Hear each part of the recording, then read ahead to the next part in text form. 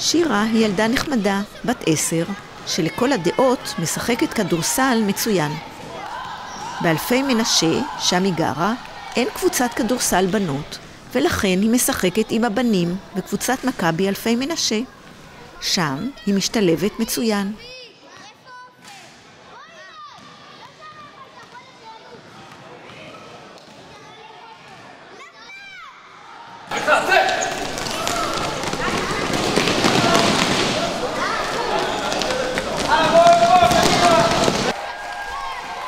אלא שיש מי שחושב, כנראה, שילדה בת 10 מהווה פיתוי מיני מסוכן. אחרת, איך נבין את העובדה שאיגוד הכדורסל לא מתיר לה לשחק מול הקבוצה הדתית הרעננית אליצור? הסיבה לכך היא דתית.